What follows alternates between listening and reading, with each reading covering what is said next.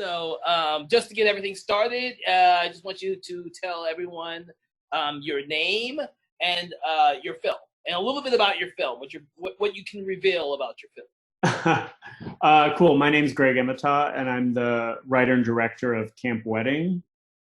Basically, Camp Wedding is about, a woman who turns a kind of a sort of semi-dilapidated summer camp, invites her whole wedding party up to it and asks them all to, transform it into the wedding venue of her dreams, which they're not super excited about.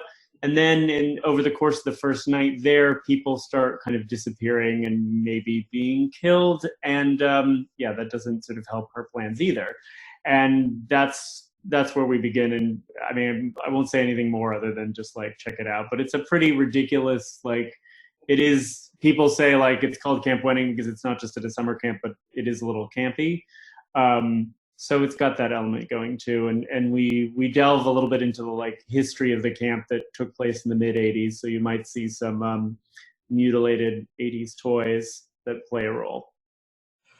Well, that brings up a good starting point because it is a little campy, but the aspect I really liked about the film is the fact that you use modern technology as one of your main focuses in the film. Can you tell me a little bit about that without giving away too much? Or Yeah. I mean, let's just say there's a lot of text messaging going on in the film, and part of that to me is I just feel like when I see a movie these days and people are not communicating via text message, it just doesn't seem to ring true anymore. It's who's making all these phone calls and calling people without warning them with an email or a text? What's that? To me, that's a home invasion. And so I feel like this is sort of it's a kind of story landscape that we used to explore a lot. You have all these old novels that are about people, novels and plays about people sending notes and letters, and then there being miscommunication and horrible things happening, right? I mean, ultimately Romeo and Juliet are doomed because a text doesn't arrive effectively. That's hey, I'm gonna look dead, but don't worry. That doesn't make it, and then calamity ensues. And so I just was well, this might be a good opportunity to explore that, because I also feel usually in a horror movie especially, it's all about people being, cut off from communication. They don't have cell service. That's usually the first thing that happens, because otherwise it solves all the problems of the movie, and people are not, otherwise they'd be sort of alone. And I was well, what would happen if we actually explored the way that text messaging can only make people hate each other more? It can really amp up tensions because you're only reading part of it, or you're just getting the wrong impression from them. I just feel there's nothing more dangerous than sending someone a text that says fine, okay, or no problem, because that could mean fine, or it could mean fine, which we actually is a thing we explore in the film of someone trying to be what fine is this? Is she happy with me? Is she pissed off? Is she okay? What's going on? And so that's definitely an aspect I played with, and there's a whole section of the film where everyone's separated, and that's the only way they're communicating. And then there's maybe another element going on there as well, but that's you'll have to see the film to figure that out. And that's one of the aspects I really enjoyed about the film. Is most of these films nowadays are either trying to write out the fact that cell phones exist, which means they're putting it in a time period where there are no cell phones, or like you said, they don't have cell phone service. But you do a really good job integrating the fact that this takes place now. Everyone has cell phones, and so one of your characters in particular has an over-reliance on all communications on cell phones, and I thought that was a brilliant little piece there about her character. And then, of course, you just mentioned about the miscommunication and how text messaging can lead to a lot of miscommunication, which is one of the reasons why I think it will resonate with modern day audiences, despite the fact it's also funny and suspenseful at the same time. Well, also the other thing we play with a little bit is also just how everyone's impressions of each other is now completely colored by their social media presence. And that's kind of what's going on with the bride, is everyone has this one big impression of her as this opera star based solely on what she posts on social media. and maybe that's not the full truth, and that's also, you've got a lot of people that have maybe not, weddings are a great way to get people together that maybe haven't seen each other in years, but they're like old friends, and it's like you feel obligated, like, oh, you have to invite this person. And we also have someone who something like that happens, and it wasn't like they didn't want them at the wedding, So, but I think that's another aspect of it, is like this, just the reality of interacting with someone versus how you view them on social media, and those two things colliding was definitely a component that I wanted to explore, In addition to the fact that it takes place at a summer camp. So anyone... What's funny about that is that when I wrote the first draft of the movie, like the whole thing is based on my good friend Cara Consilvio, who's also the co-story writer and was the executive producer of the film. It's based on her wedding, which was at a summer camp. And we'd been talking about kind of reviving the characters and some of the plot of this film we'd made a long time ago called Neat Freak, which was about a kind of obsessive compulsive poltergeist. That, like, sort of the opposite of a poltergeist. Instead of like messing things up, it like cleaned rooms, and then that became homicidal eventually, and someone got vacuumed to death. It was, but we were like, how could we revisit that material? And we talked about maybe this cabin that her family had, but then that got sold, and we were thinking about like a remote location to explore this. And I had the idea of like, how could cell phones be involved, with a kind of spiritual event maybe. And so when I actually wrote the first draft, I hadn't really made the connection that like summer camp equals the most classic horror location. I hadn't seen Friday the 13th. I saw a lot of these movies as research for making this movie. Like, as I was developing, and I'm like, oh, I should just start watching a lot of these that maybe I haven't seen. I'd seen things like, my horror education was much more things like Psycho and like Rosemary's Baby, Exorcist, things that are not this sort of slasher genre. And so I started being like, oh, this is like the location, so it seemed to fit together well. It will, because anyone who's thinking it's going to be like one of those summer camp Friday 13th type films, is you take those conventions and you kind of flip them on their head in a very well executed and hilarious way. Well, the other thing that I wanted to explore is like, there's always this like almost dated version of morality that pervades these films, where it's like, oh, if you have sex, you're going to die. If you do drugs, you're going to die. Like, that's the general thing. And so I wanted to kind of like telegraph to the audience that like, oh, it's going to be that story. But then we definitely sort of throw that on their head and try to have a more nuanced sense of those rules that usually apply. So that was another thing to play with, And speaking of which, since I'd like to know a little bit about shooting at a summer camp. I'm assuming you saw it at a real summer camp, or okay. Well, okay. Here's the story about that. Is we were going to shoot at this amazing camp in upstate New York. That was actually in, if anyone knows New York, it's in Harriman State Park. But it's a beautiful, like, really, it was like a beautifully remote location with a gorgeous lake, and it was amazing. It's sort of up by West Point. And I've been negotiating with this organization that ran the camp for months, and they just wouldn't sign the contract. And we were having communication trouble with them, and but we were just assumed, like, it felt like it was just about to happen, but then that kept happening for weeks and weeks. And then all of a sudden, it effectively just fell through about a week before filming was supposed to start. It's a long story, but basically, like, they hadn't told the park, and then the park got involved, and they were trying to do it all under the radar of this park. It was a mess. And so a week before, we had to change locations. And so we went back to a place we'd only scouted in like the previous December. This was like August of 2016.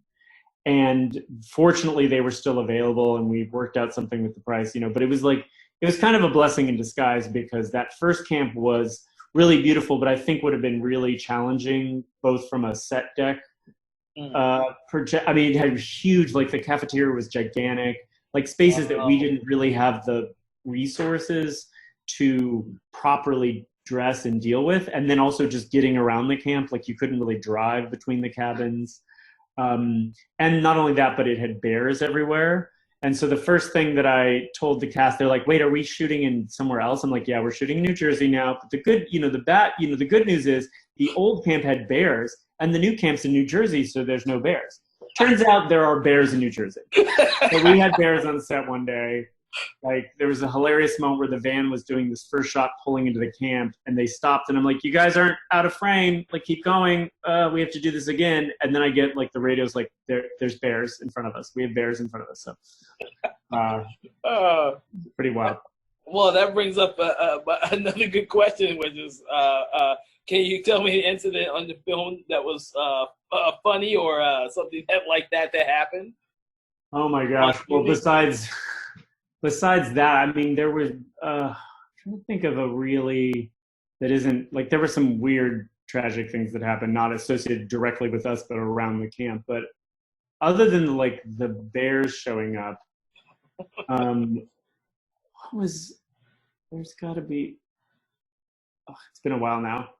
When did you shoot the film? 2016 is what you were saying? Yeah, summer of 2016. It just took a long time to get it through post since that was kind of all me making all those like on-screen graphics and stuff. It was a process. Oh, really? Yeah, but it was, it's, and we've been at festivals for a little while now, but yeah, it's a while back, but it was I would just say that the process was like really intense because we shot it in 13 days, Okay. So it was moving very fast. Like the last day the thing that we kept running into was so much of it's at night. We'd run out of nighttime. Oh. Like we'd have a long day, but it was like the beginning of the day we'd have to shoot maybe inside because it was still a little light out. And at the end of the day it'd start getting light and we'd have to like, instead of like losing the light, we were losing the dark. Yeah. And so that was a challenge. And there's even some shots where it's like kind of early daylight. And there was one scene where we shot, it's probably 3 or 4 different days, that final confrontation on the dock. When they leave the playhouse at the end, that was at least 4 different shooting days that were kind of pieced together. Oh, wow. So that was a challenge for sure. Maybe the funny thing was that we had our 2 actors that had to row canoes. It was really funny. The actor that David Pegram, who played Dalvero, was like, he was still quite good at like getting the canoe, but was always like frustrated with it. And then the other guy, like, supposedly had never really used a canoe before, but was as if he was like an Olympic canoe instructor or something all of a sudden, and could just maneuver anywhere. And it was like super frustrating. Oh wow. What was I about to say? Shooting wise, was there any other challenges other than the daylight versus the night shooting? Because you had this whole camp to shoot at, so I mean, it was. I mean, really just the weather was a challenge because it was weirdly alternatingly super hot and freezing. So it was a strange thing. It was like, it never felt like it was like a nice temperature most of the time. But, the camp was actually made it easier to shoot than I think it would normally be because everyone could stay there. We were all kind of just living there. We had cabins that were sort of nicer than I initially had been like, oh, everyone can just stay in some of these cabins that like look really rustic. And it was like, people were like, no, these are freaking horrifying, Greg. Like, what are you thinking? We can't sleep in those places. They're this, that. Like, even though this was a real camp, like during the year, it's like a real like girls camp. But during, we came kind of in this sort of wedding phase where it's like camp is over, but it's still not winter yet. In August is basically like school has started again. But that was, so that was one of the challenges. Just, it was just, anytime you're working together, tensions can get high. It's just hard to be like working that much and all being in the same place the whole time. But in a way that was helpful because it meant we could easily move to different locations. If we had to reschedule something, it's not like we had to go very far. The one other thing I'll mention is like, this was summer of 2016. So we were like framing out Trump signs all the time that were up in front of the camp. Like, there were people driving by with like a Prius with a Trump bumper sticker. A gigantic banner went up while we were shooting. And it was a pretty, that was all happening. We should have seen something coming based on what was going on out there. And this is like just not even that far out of New York City in New Jersey. Wow. That's So, an interesting one. but that's some people just some people had described that as the the real horror. Some of the cast members. So, but the people we dealt with were all really lovely. So it's it wasn't like we were ever felt I don't know in danger because of anything like that. But that was definitely something that was like it's funny to remember now. How many other features have you shot other than this one? This is really my first real feature film as a director.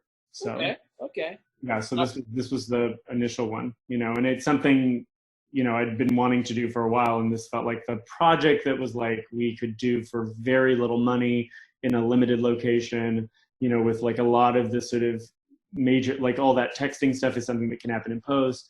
Like there wasn't a lot of, everything else was practical basically, so we did it definitely for as little as possible. Oh wow. And it was that's how I could do it, and just not being tied to like raising all this money to make something happen.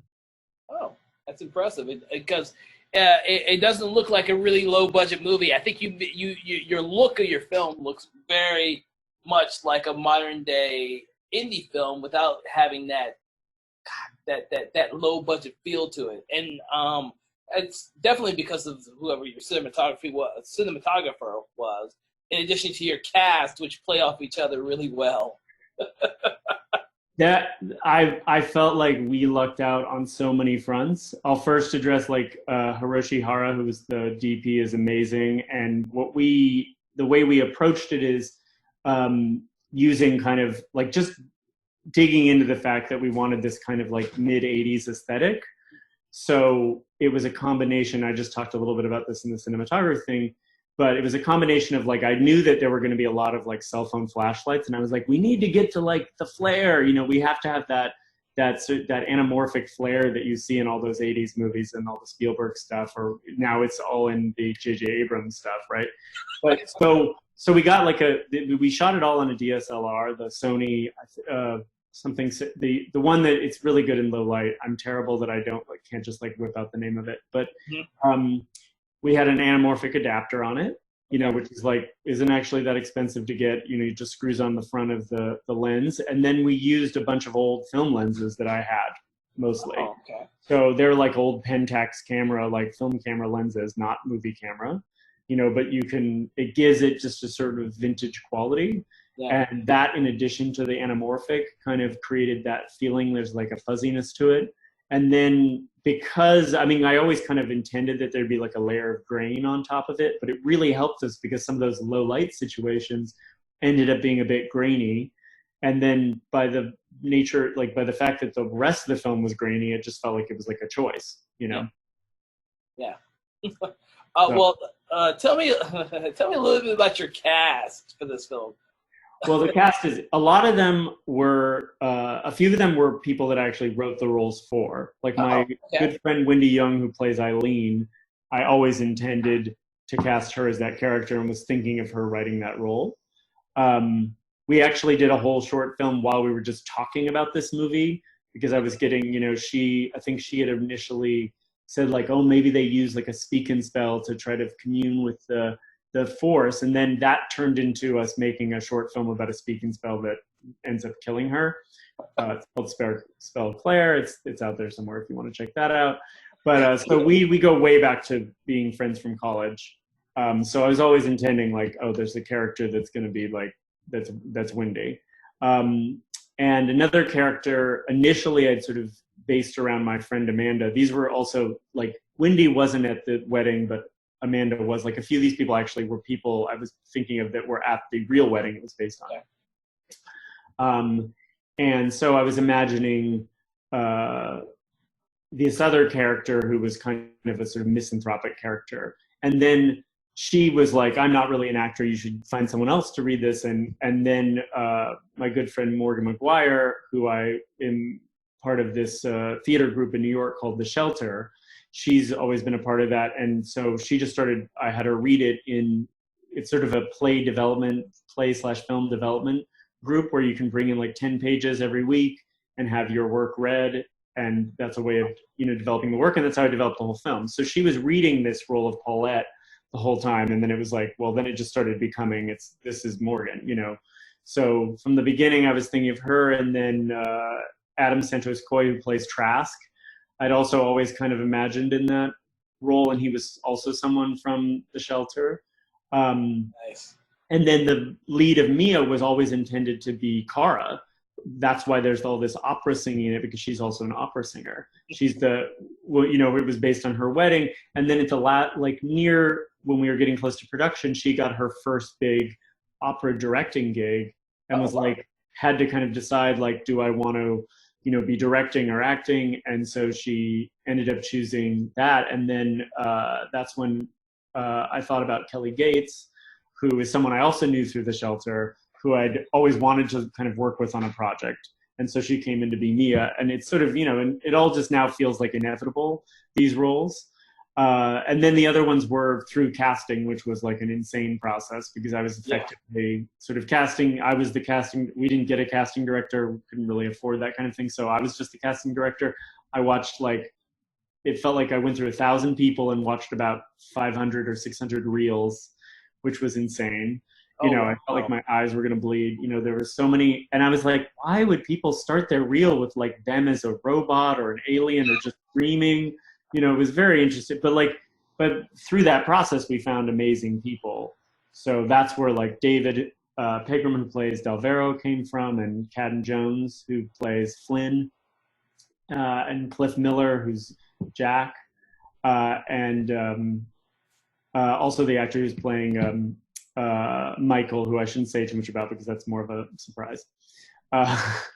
But all of them came through, the rest of them came through casting, and I just saw a bunch of people for it, and it was amazing to watch all these different people do like these little scene pieces, but it all just sort of fell into place eventually, and it's an agonizing process. But I just feel like what I liked about this cast is that they all were just inherently really different people. Like, there's this inherent tension when even the people, like the actors, are just seem to come from, have really different kind of innate tone to them. You know, like Wendy is much more outrageous, you know, as that character is meant to be compared to the rest of the group, you know, in the same way that sort of Trask is also like that. You know, he's this sort of, you're like, who is this person? You know, like, but I wanted that feeling of like I like that, where it doesn't feel like everyone's kind of coming from the same world. They're coming from different worlds and colliding. Yeah. And that was what I think worked well about them, because it was definitely, this is such an ensemble piece, you know. And if you shot the whole thing in 13 days, that must have been a heavy juggling all these actors with different scenes and stuff. I was like, you told me 13 days, I'm like, wow.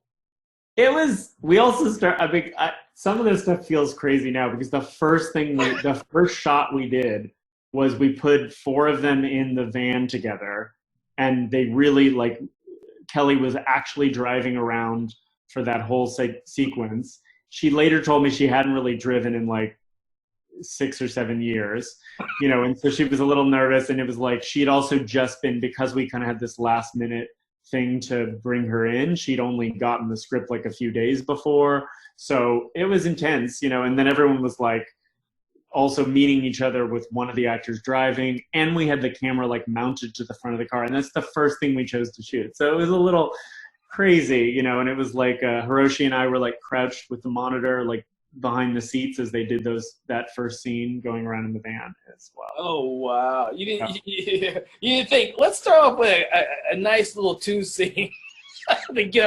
No, we started with the most insane, one of the more, but it was, the thing about this movie is like, it always felt like we were eventually going to get to a scene that was like simple, and then it would be like, oh, this is just a simple 2-hander, but then one person's in a wheelbarrow, you know, so it's like, that doesn't make it any easier. And then every time we had all these crazy scenes with like the entire cast outside and a police car driving around and all this shenanigans.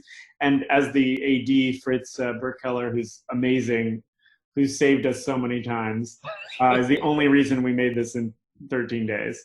But he was like, there's always something, like there's always some kind of weird pratfall or some weird thing that we really need a fight choreographer for, or some kind of weird thing, like trick has to happen. in just every scene. But I mean, hopefully that makes the movie enjoyable. Oh wow, that is so interesting to hear that now, because after having seen the film and you're telling me these stories about that. Wow. Since you shot it in 2016, how long did the post-production period take? Because you did all of the graphics and everything as well. Was it long? Yeah, well, let's see. The first rough cut probably came out in like January of 2017. I had to like really quickly put a rough cut together because someone basically offered a rough cut screening. And so I was just like slowly had been like working on putting it together because I was I had other work to do, you know, to try to pay back a lot of the money for the movie. And then someone was like, oh, could you do a rough cut? It's, you know, like in January. I'm like, oh, that seems a ways off. And then it got closer and closer. And I was like, I still have like half this movie to cut together. Oh my gosh, you know, but I somehow like edited probably the last half of the movie in like a week in the middle of like snow, but it was good. I was kind of like ensconced at home and could just like bust through it. But like when we did that screening, it was hilarious because some of the cast was there. It actually went great. It was great. It was like very encouraging, let's just say.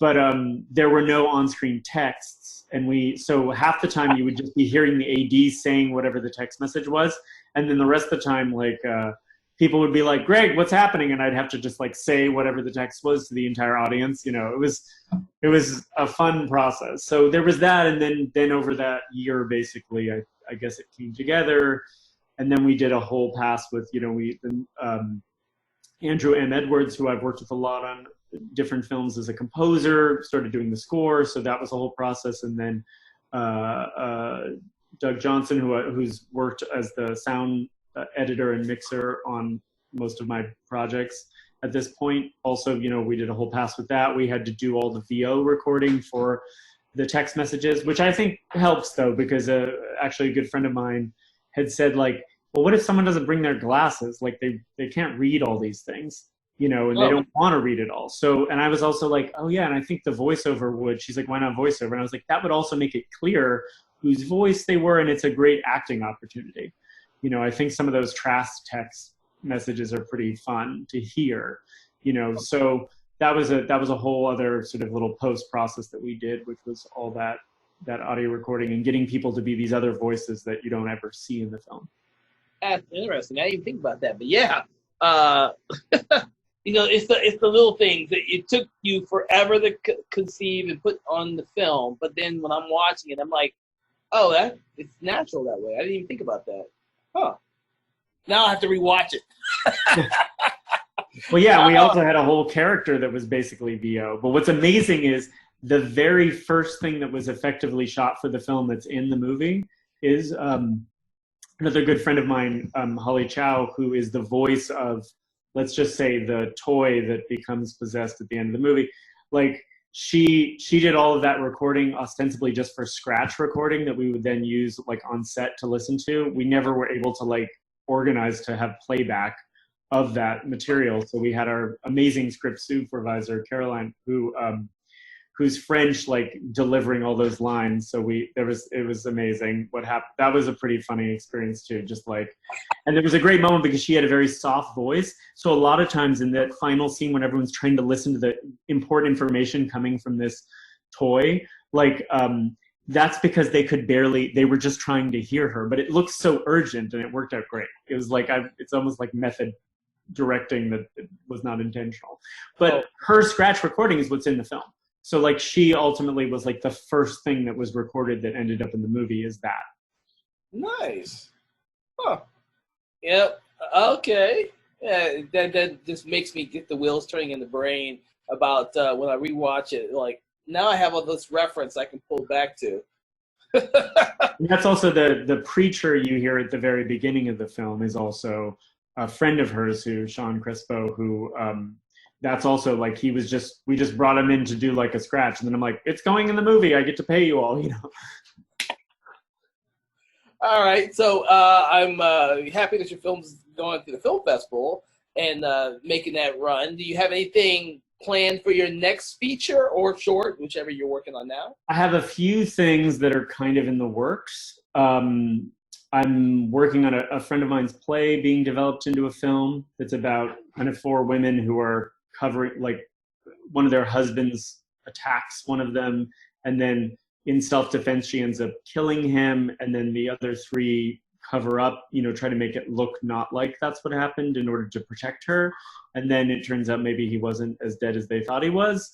So there's that story, which is exciting. It's kind of like a modern day Western almost. It takes place in like Northern California. So that's we're kind of working on that. I have a film that's based on my experience working with a kind of suburban ballet company run by soccer moms and dads, where there's just out of control drama. And so it's also maybe a little bit about what it's like to overthrow a strong person dictatorship. So that's something that's sort of like the next kind of writing directing project I have in the works. And then I have a bunch of other things. Like I also have like a web series potentially called Haunted Property, which is kind of like if you took one of those HGTV, like, oh, this couple's looking for an apartment, but then all those properties are really inexpensive because they're all haunted. And then when they do the renovation, part of it is like spectral abatement. Interesting. So I see, or I hear from you, that you have a little twinge of comedy with all of your films that you're going to be doing. Yeah, it's hard for me to do anything that's like full on. That's super earnest. It's just maybe not how I operate. Like it just feels like the world is funny. Like, to me, I kind of don't buy anything that doesn't have a little bit of an element of comedy. It's just hard for it not to be there. Yeah, I had the same reaction to one of my other filmmakers who I interviewed, and I was like, she thought that they were making a comedy, and it ended up it's a horror comedy. But all she saw in it while they were making it was a comedy because she doesn't like horror films. I'm like, you were probably perfect then. And she's like, yeah, it was quite hilarious, the conversation. I was like, now I see why I get so many horror films nowadays with that have that hinge of comedy in them, And I do agree with you. I think a lot of filmmakers and storytellers are, you can't really, you can, but they're not trying to make something that's a straight horror film. It's got to have something else in it, some other element that you put comedy. A lot of people have been doing comedy, but we also had one that had an adventure aspect to the horror aspect. I was like, these are different. But those are all short filmmakers. And of course, yours is a 13-day shoot with technology in a camp that pays homage to the camp 80s camp movies. So I was like, oh my god. So what was the comment? I'd love to, or both those films. What are they called? I'd love to check them out. One of them is Make-A-Wish. The producer is also the star, Josephine Chang, who I was just interviewing her and the writer for that one, and it was like, yeah, to her it was always just a comedy. I was like, okay. That's cool. Yes, it was very interesting, but I see that in a lot of the films. A lot of the films that we screened this year, there are very few that were just straightforward horror films. 3 years ago, we had a ton of straightforward horror films. Even and I made a comment when I was writing up some of the films earlier, even the sci-fi, the fantasy films were not like straightforward fantasy films. They were very much like almost dramas that have these fantastical elements in it. So it's not like any of the filmmakers nowadays are like, we're not just doing one genre. We're going to mix stuff up. We're going to do something else. You can do a drama that has fantasy elements, or you can do an action film that has fantasy elements. It doesn't have to be just an action film, and it doesn't have to be just a fantasy film. Right. And I've been seeing that a lot lately in the last 2 years with these short films I've been watching. So it's very interesting. But like I said, your film, which starts off as a possible camp slasher flick, and it turns people's expectations on its head, but it does it in a very logical manner to the story and to the character. So. Oh, I'm glad that's what you got out of it. I do think there's like definitely a trend towards sort of cross-genre, elevated genre, which I think when you say elevated genre, it just means cross-genre. It's like, oh, you're taking stuff from other genres. But like even, when I was doing all this like research, making the movie, there's a lot to be said that the first Friday the 13th is meant to be a little campy and kind of ridiculous. Like when you watch it, like that's always been my response to horror movies, and maybe it's just like my way of dealing with the tension is to laugh, because to me, a comedy and a horror movie, they both deal with tension being released, right? Mm-hmm. Like it's like, the jump scare is like releasing the tension that was there, just like a kind of punchline releases the tension that's there as well. Like it's just one is a laugh and one's maybe a scream or a gasp. But it's effectively a very similar thing, and it's like you're constructing this thing that's all built around those moments. So to me, they are very similar genres, and I do feel like you're seeing a lot of modern horror movies where there's just lots of humor, and to me, that's also like Rosemary's Baby. To me, had tons of was hilarious in parts, Even The Exorcist might have some funny moments if I remember correctly. There might be unintentional funny moments now, considering the movie was, I guess, 40 or 50 years old now. Yeah. Poltergeist is hilarious, in my opinion. Poltergeist is the moment where like the teenage daughter comes home and is just like, and the people in the car are just like, what's going on with your house? She's like, I don't know. And it's like the house is like super haunted and exploding or whatever. And it's just, to me, that's always, or the moving stuff in the kitchen. It's funny, All right. Well, you have any final words for our audience to leave about your film in particular?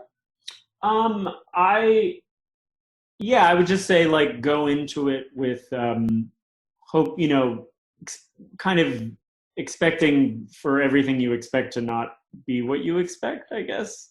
And stick with it. I think there's sort of some, like, I think my experience is that like different people like different parts of the movie, So something, maybe if you're not super into the beginning, you'll find something you like at the end. It's really funny to see reviews where someone's like, well, the beginning made me so exciting, and then I was disappointed in the ending. And other reviews like, oh, I had to get through that beginning, but then I loved the ending. And I was like, okay, so, so I think, maybe just stick with it. But definitely I think if you have a sort of fondness like I do for like the mid 80s and movies and other items from that era, I think you'll enjoy it. And also if you sometimes feel like you're getting into like fights with people on social media and